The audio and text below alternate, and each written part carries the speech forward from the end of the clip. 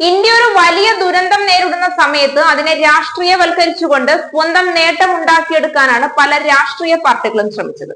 അത് പ്രത്യക്ഷത്തിലാണെങ്കിലും ശരി, പരോക്ഷത്തിലാണെങ്കിലും ശരി. എന്നാൽ കോൺഗ്രസുകാരുടെ പല നടപടികളും രാജ്യവിരുദ്ധമാകുന്ന തലത്തിൽ വരെ കാര്യങ്ങൾ കൊണ്ടെത്തിച്ചു.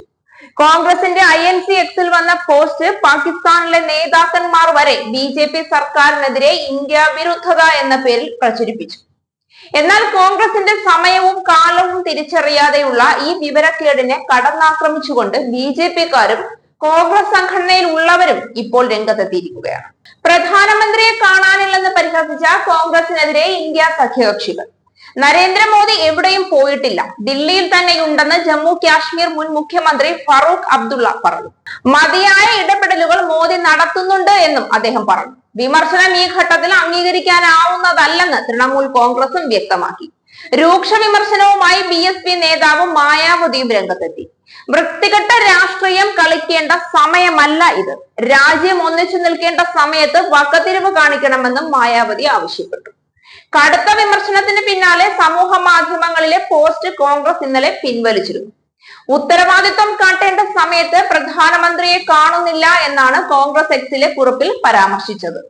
തലയില്ലാത്ത ചിത്രത്തിൽ പ്രധാനമന്ത്രി മോദിയുടേതിന് സമാനമായ വസ്ത്രധാരണം നടത്തിയ ഉടലിന്റെ ചിത്രമാണ് പങ്കുവച്ചത്. ഫോട്ടോയ്ക്ക് മുകളിൽ തലക്കെട്ടും കുറിച്ചിരുന്നു.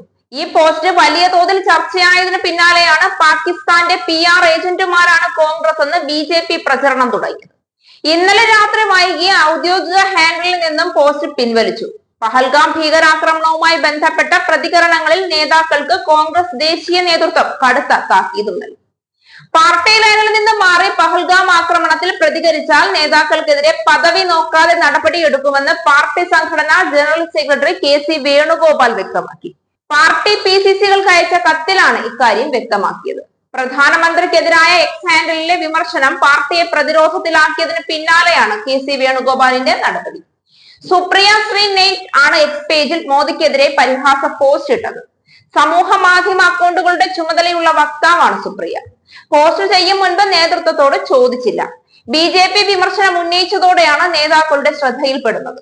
സുപ്രിയയ്ക്ക് ശക്തമായ താക്കീത് നൽകിയാണ് പോസ്റ്റ് പിൻവലിച്ചത്. പിന്നാലെയാണ് പരസ്യ പ്രസ്താവനകൾ വിലക്കി ജനറൽ സെക്രട്ടറി PCCകൾക്ക് കത്ത് നൽകിയത്. എന്തായാലും ഇത് കോൺഗ്രസിനെ കടുത്ത സമ്മർദ്ദത്തിലാക്കിയിരിക്കുകയാണ്.